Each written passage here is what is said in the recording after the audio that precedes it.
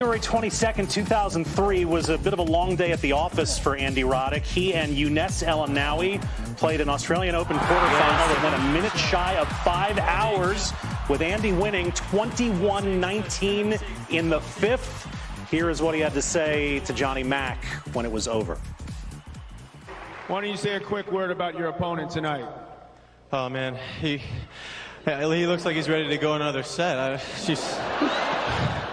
No, but Younes is a class act, and he showed the other day by beating Leighton that he's one of the top players in the world, and I'm extremely humbled by this victory. 20 years old. What are your memories of that day, Andy?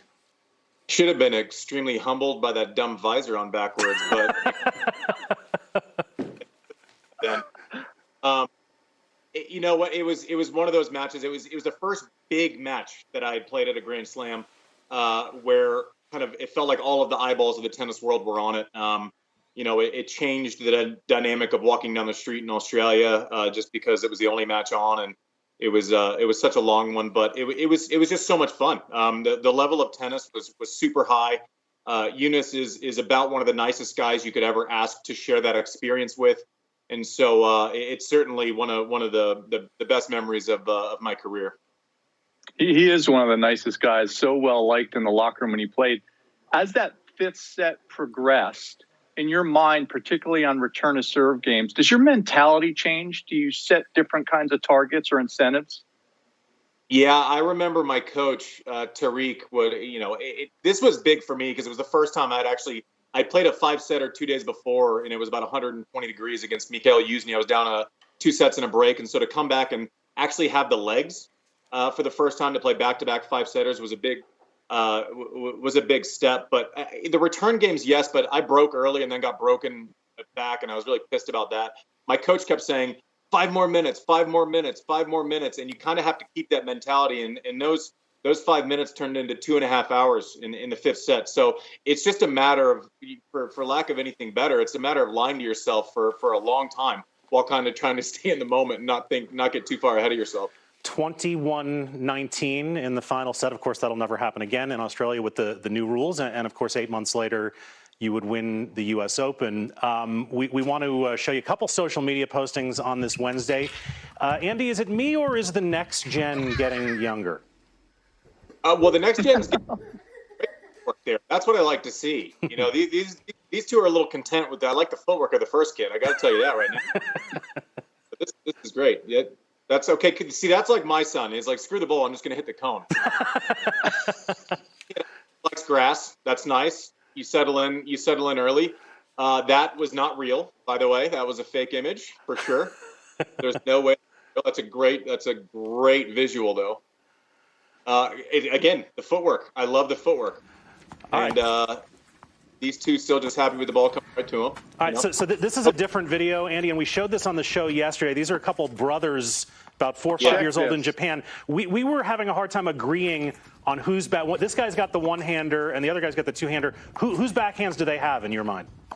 Well, one-handers just look cooler, but I texted Jim Courier after watching this video, and I said, you know what, man, there's 2 more people in the world that have better backhands than you and me. But having it's as cool as you can possibly be, having a young kid have just a really slick one-handed backhand, right? And this one's technically sound. You know, he's going to be able to probably return a little bit easier, but the swag of a one-handed backhand and holding the follow-through is just something you're not going to see every single day of your life, is it now? All right, so Paul is a guy who had the swag of a one-handed backhand. Oh, yeah. Let's put the video back up, and Paul, you can critique their form as Coach Anacone.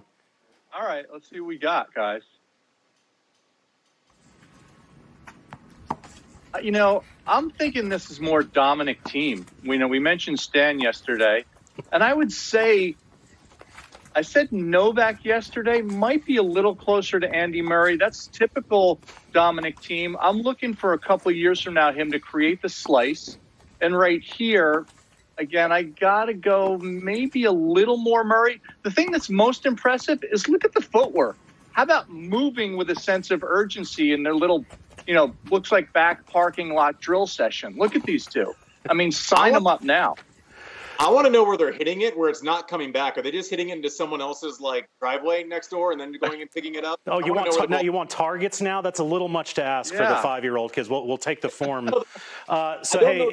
This is a feature that's on tennis.com, Andy. They're looking at some of the more underrated traits of various players in tennis history, and the one that they pegged out here was Pete Sampras's movement, and obviously Paul is uniquely qualified to speak to this, but as a guy who played Pete a handful of times, what did you think of Pete's movement?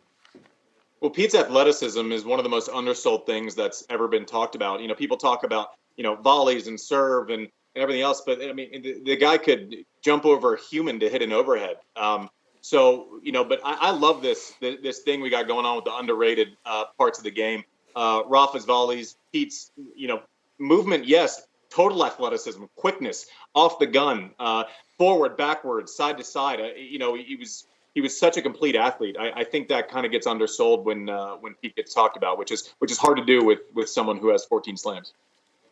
Yeah, and it's just so interesting when you talk about Pete too, because he's got the kind of laissez-faire, kind of strolled around the court, half asleep look a lot of times. I remember one year in Indianapolis. We were at the indoor arena there at Indianapolis doing some stuff. He was getting ready to do some S&C, some sprints, and he took a volleyball and literally took 2 steps and dunked it in the basketball hoop. And I was like, okay, that's pretty good with just 2 quick little steps before the warm-up started. So that explosivity, especially around the net, you could see that. And again, I think a lot of it was the sleeping kind of lazy bear kind of look about it. Yeah, I think that's right. It wasn't obvious between points. You see someone like a Rafa, scurrying around quickly. You see the artistry of Roger. You see the fact that Monfils covers the whole court in 3 steps. Pete kind of put you to sleep, and then all of a sudden he punched you in the face. So it was a bit of a rude awakening when he decided to do something. Andy, thanks for the hang. We're going to see you again on Friday with Jim Courier when we start our coverage of the UTR Pro Match Series. Sound good? I am going to be ready for it, Hayes. I'm going to be ready for it. All right, we'll be ready too. Andy Roddick for his Wednesday visit on TC Live. We'll take a quick break here. When we come back to 2019 Australia. Women's final on the way. Osaka and Kvitova. Lindsay and Mary rejoin for that.